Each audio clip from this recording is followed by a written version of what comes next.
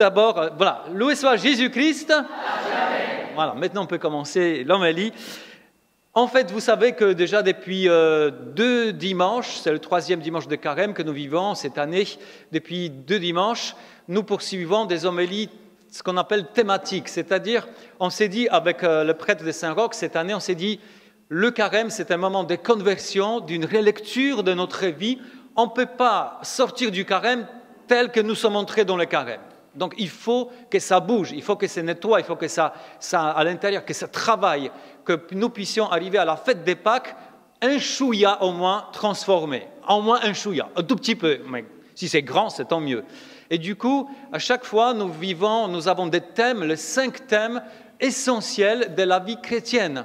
De la vie chrétienne, nous avons vu la formation, nous avons vu la prière. Aujourd'hui, je vous propose de voir la mission, l'évangélisation.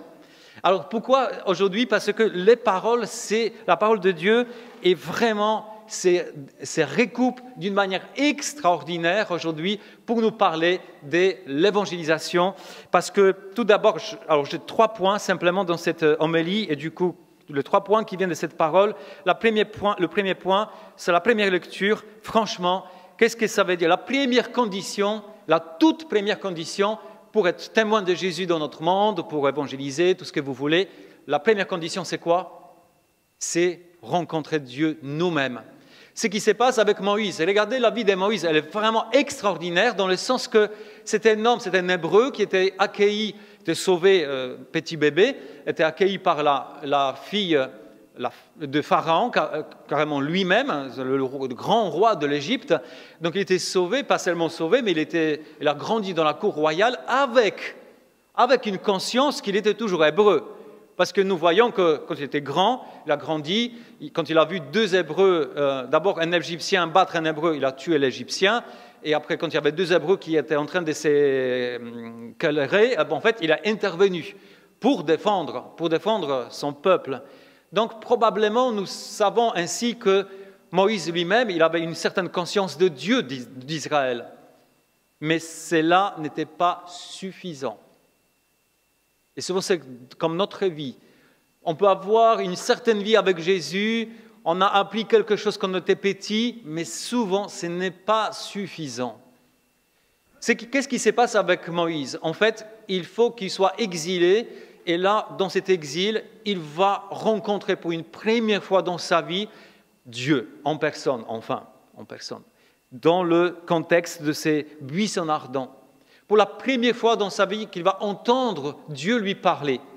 Alors bien sûr, quand on lit ça, on a envie que ça se passe pareil pour nous.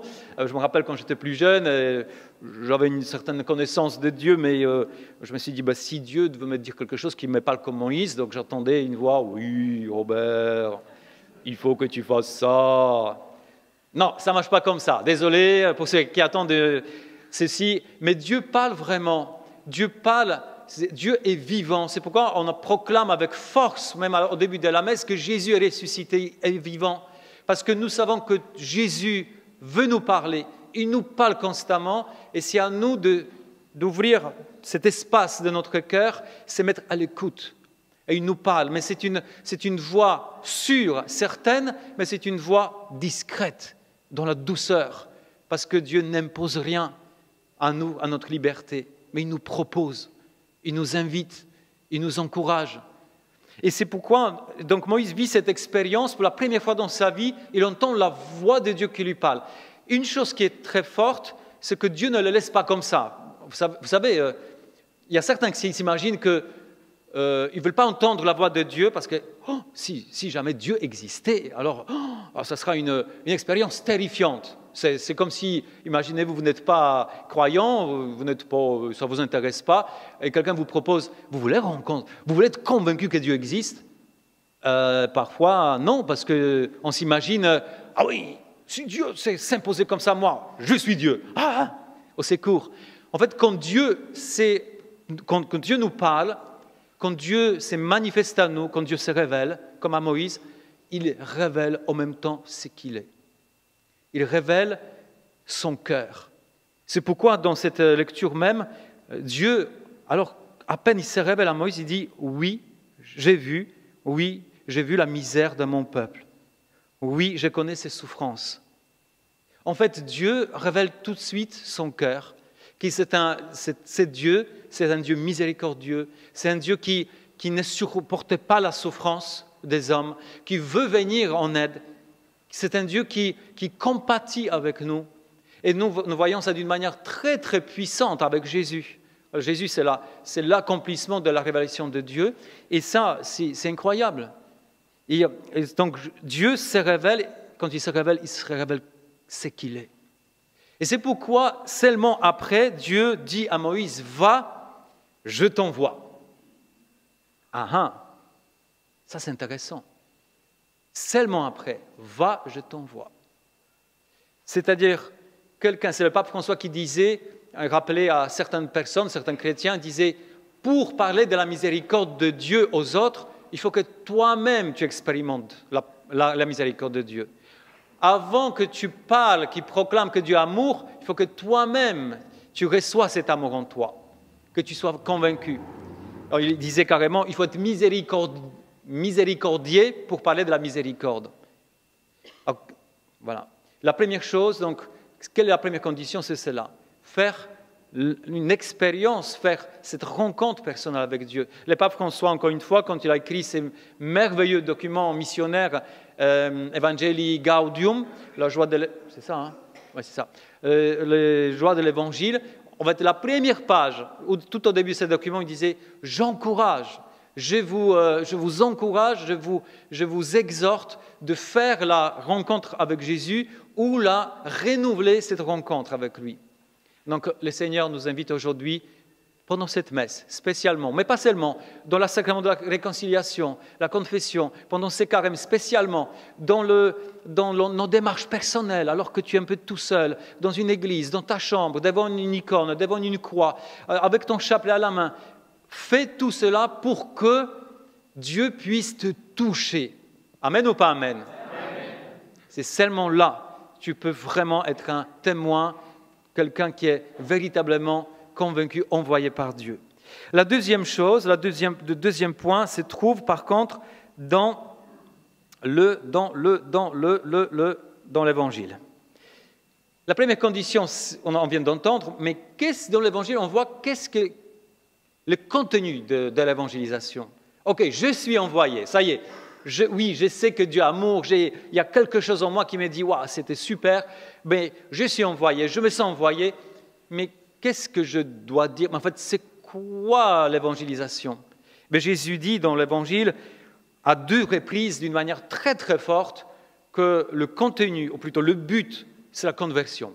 Alors, quand on dit le mot conversion en France, conversion, c'est vraiment imposer la foi chrétienne avec une épée ou je ne sais pas quoi, convertissez-vous, des forces et tout.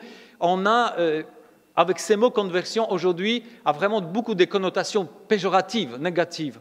Alors que la conversion, ce n'est pas ça. La conversion, en grec, métanoïa, ça veut dire quoi?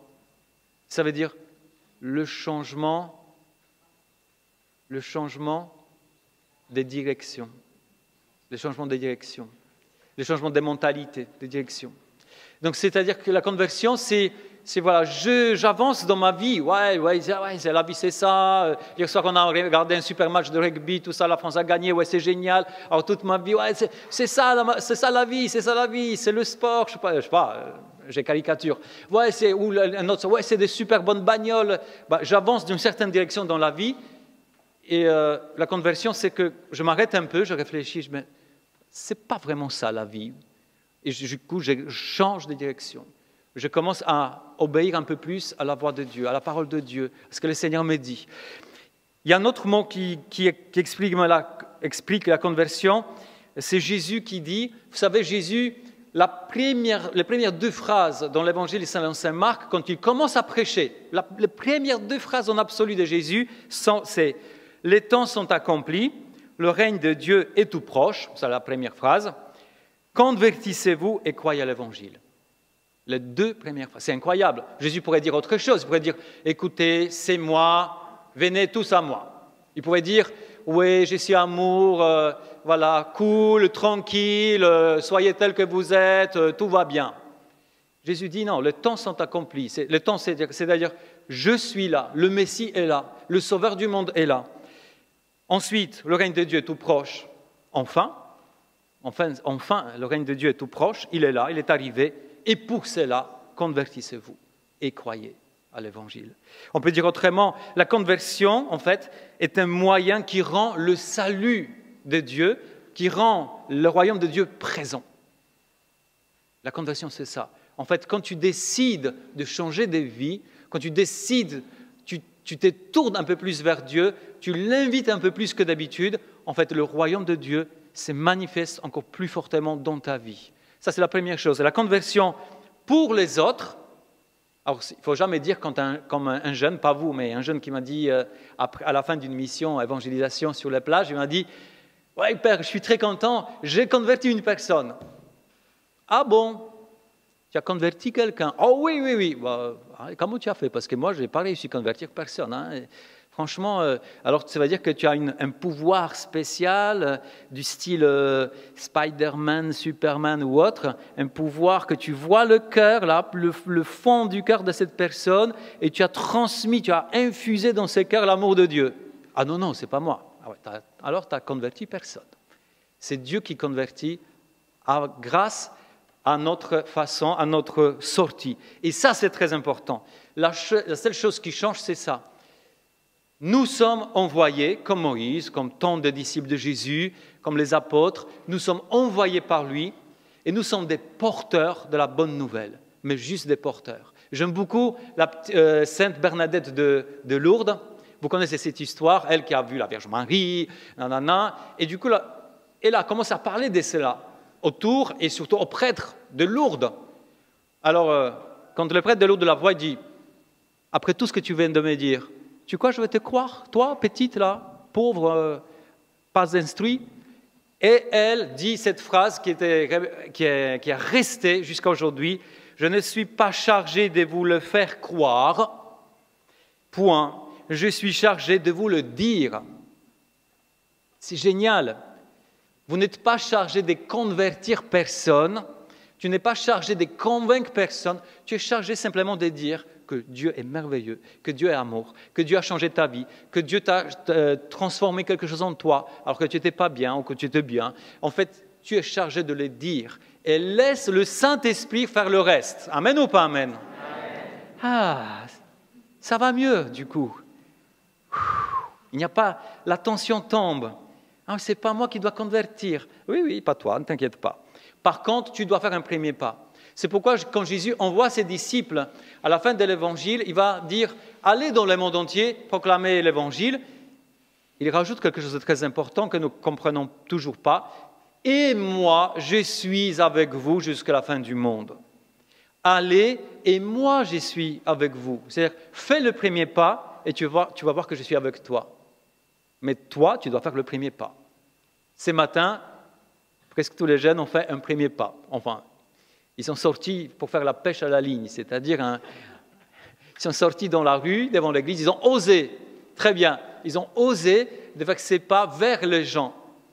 Et Jésus était vraiment avec eux. Alors, je ne sais pas si c'était sensible ou pas sensible, la foi chrétienne n'est pas forcément tout de suite tout sensible, mais ce qui est fort, je ne connais pas votre expérience parce que c'est tout frais là, vous allez nous raconter peut-être tout à l'heure après la messe, mais en tout cas, c'est souvent, même si alors on te refusait 1000 fois, quand tu t'arrêtes après, tu te mets dans la prière, alors tu as une joie. Alors, tu ne sais pas pourquoi, parce qu'on t'a franchement envoyé balader, ouais, je ne suis pas intéressé, la religion c'est n'importe quoi, etc.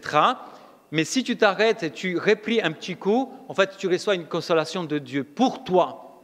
Pourquoi? Parce que tu as obéi à Jésus. Je rappelle à tous les chrétiens qui sont là avec nous, ici dans l'église et à travers les réseaux sociaux, Jésus a inventé une voie pour que le monde entier puisse croire. Ça s'appelle la voie ordinaire du salut. Ça veut dire que le salut de Jésus, l'amour de Jésus doit se répandre quelque part. Et cette voie ordinaire du salut passe à travers vous. C'est pourquoi il vous a dit, allez dans le monde entier. Lui, le Dieu Tout-Puissant, pourrait se débrouiller à d'autres manières. Franchement, il pourrait dire, moi, je vois le monde d'en haut, franchement, je vois 7 milliards des humains. Alors maintenant, Père, à toi, Un petit miracle, que tout le monde puisse avoir la foi. 1, 2, 3, tcha, et tout le monde, ah Jésus, c'est le sauveur du monde. Mais il ne voulait pas comme ça. Il ne voulait pas comme ça. Par contre, il a inventé la voie ordinaire du salut. Et ça passe à travers chacun de nous. Et c'est pourquoi cette homélie, ces messages sur l'évangélisation, sur la mission, est tellement important. C'est notre engagement. Si tu es chrétien, tu dis « Ah, moi j'aime Jésus, une fois par semaine à l'église Saint-Roch, déjà la messe dure à peu près 1h30, c'est déjà beaucoup. Ah ben voilà, c'est bon, c'est mon engagement. » Eh ben, tu n'es pas encore complètement chrétien, parce que tu n'accomplis pas tout ce que Jésus t'a demandé de faire. Et une des choses importantes, c'est sortir. C'est pourquoi cette église, d'ailleurs, nous traitons cette paroisse, c'est pour les jeunes qui sont là, parce que tout le monde, tous les autres le savent. Donc, cette paroisse, cette église, c'est comme un porte-avions. Et vous êtes des avions. Les paroissiens sont des avions qui sont envoyés en mission à peine la messe se termine. Quand les paroissiens sortent à travers cette porte, en fait, ils sont partis en guerre, en faisant une guerre pacifique. Ils sont partis ils sont des avions pour aller en mission. Proclamer, inviter, témoigner, pour dire que Jésus est amour. Amen ou pas amen? Et le troisième point, le dernier, sinon ça vous saoule. Alors, troisième point, le dernier, c'est que, très important par contre, encore dans l'Évangile. Regardez, Jésus donne cet exemple qui est quand même un peu bizarre, il est très beau. Il va parler d'un figuier. Alors, l'histoire d'un figuier qui ne porte pas de fruits. Bon, il y a un arbre là, il a bien poussé, il a grandi, un bel arbre, de feuilles, tout ce qu'il faut, mais il n'y a pas de fruits dessus. Donc, le propriétaire va dire, de ces figuiers, du terrain, va dire, bon, là, maintenant, ça suffit, le figuier est là, il grandit depuis des années, mais zéro fruit. Donc, ça ne sert à rien, il est stérile, il faut les déraciner, couper. Et Jésus dit, non, le vigneron, l'ouvrier qui est là, qui s'occupe de la vigne, dit au propriétaire, écoute encore, reste, donne-moi un peu de temps, je veux prendre soin, voilà. En fait, on ne dit pas à la fin si ces figuiers donnaient du fruit ou pas, parce que ce n'est pas le but de cette histoire, parce que le vigneron, l'ouvrier, c'est Jésus. C'est Jésus qui devant le Père, dit, bon, c'est vrai, ils sont des chrétiens, ils sont baptisés, mais le fruit, bon, ça laisse à désirer. Hein, bon. Et Jésus dit au Père, papa, écoute, je m'en occupe, je suis là, je suis là, je travaille, j'en travaille. Ça va être bon, ça va être bon. Patience. Et une autre chose, on peut interpréter cette parole qui est très belle aussi, c'est dans le fruit de la mission. Vous voyez, le fruit de la mission, parce que parfois on s'est dit, quand même, j'ai osé, je suis sorti, c'était quand même, parfois c'est un peu, voilà, je rencontrais parfois des gens un peu qui n'étaient pas accueillants, ça m'a coûté, je voudrais voir tout de suite des choses qui changent dans la personne en face. Eh bien, ce n'est pas comme ça. Et c'est ça que Jésus nous dit, que parfois, et grâce à Dieu, merci Seigneur, si tu vois quelqu'un touché, si on voit quelqu'un alors qu'on a dit une parole ou qu'on a raconté quelque chose de notre vie, que ce que Dieu a fait en nous, un témoignage, on voit peut-être personne qui est émue, on voit parfois une personne touchée, tant mieux, mais beaucoup de fois, on ne le voit pas. Parce que les fruits sont réservés à Dieu. Parce que Dieu respecte notre cheminement à tous. Que nous avons parfois besoin beaucoup de temps pour porter des premiers fruits pour lui. On a parfois besoin peut-être 50 ans, peut-être 20 ans. Ça dépend de chacun. Et du coup, Dieu ne veut pas que nous puissions être des juges. Le seul juge des fruits et le juge de l'humanité, c'est Dieu. Nous sommes des saintes Bernadette envoyées. Je ne suis pas chargé ni vous faire croire, ni juger, ni dire ouais, toi tu es bien, toi tu n'es pas bien, toi tu avances vite, toi tu n'avances pas assez vite. Je suis juste chargé à transmettre le message, point à la ligne. Amen ou pas amen? C'est libérant, non? C'est libérant. C'est ça notre Dieu. C'est ça l'évangile. C'est ça la puissance. Alors maintenant, à la fin de cette homélie, c'est à nous, voilà, quelle est ta relecture personnelle? Est-ce que tu as un engagement personnel que peut-être les autres ne connaissent pas, peut-être dans ton cœur, un engagement? Est-ce que tu as pris un engagement pour vraiment parler de Dieu, témoigner, inviter? Bientôt, un exemple simple, bientôt, dans quelques semaines à peine, nous allons vivre la fête des Pâques, la semaine sainte les Triduo pascal, avec des célébrations puissantes, où on va célébrer d'une manière particulière, unique, la mort, la résurrection de Jésus, la dernière scène. Est-ce que tu as pensé déjà à quelqu'un dans ton entourage qui n'est pas forcément pratiquant ou même carrément pas croyant? Tu peux dire, ah oui, je pourrais bien inviter une personne à la messe des Pâques. Peut-être, et peut-être tu as déjà commencé, je l'espère, tu as commencé à penser à une personne ou deux, et même peut-être tu as déjà commencé à prier dans ton cœur, Seigneur, je ne vais pas encore dire rien, mais j'ai déjà prié pour cette personne pour qu'elle puisse dire oui. Je prie pour son cœur, je prie pour qu'elle puisse être attirée par cette invitation. Ça, c'est déjà un engagement missionnaire. C'est déjà un engagement pour Jésus. C'est un petit pas que tu fais vers. On ne peut pas rester, nous chrétiens de France, on ne peut pas rester genre mon petit Jésus, ma petite église, ma petite paroisse, ma petite communauté. Je suis né dedans, j'ai grandi dedans, je meurs dedans, et voilà, et avec moi, ma paroisse va mourir. Voilà, c'est super. Est-ce que tu as pris un engagement devant Jésus? Deuxièmement, une autre question pour vous aider, parce que certains disent « Ouais, mais moi j'ai pris depuis 10 ans, c'est bon. » Ok, deuxième question pour t'aider. Quand la dernière fois tu as parlé de Jésus à quelqu'un? Quand la dernière fois tu as invité quelqu'un à quelque chose de l'église, une messe, une soirée Jésus guéri, autre chose? Pour que notre foi soit concrète, on a besoin de se répondre à ces questions. Et maintenant, je vous laisse 60 secondes. On va fermer les yeux, chacun, et on va se répondre nous-mêmes, en nous, à ces questions. Quel est mon engagement envers Dieu, envers Jésus, pour amener son amour vers les autres? Et quand c'était la dernière fois que j'ai dit ou j'ai invité quelqu'un?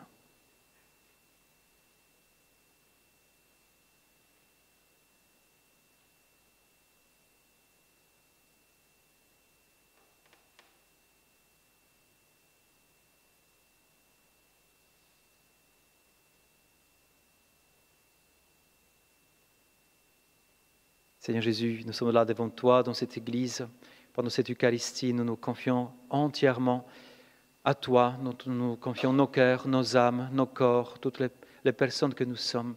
Nous te confions nos paroisses, nos communautés que nous représentons, nous confions notre pays, la France, et tous les chrétiens, tous les catholiques du monde entier, que nous puissions devenir encore plus missionnaires, encore plus lumineux de toi, zélés pour toi, pour que le monde croie.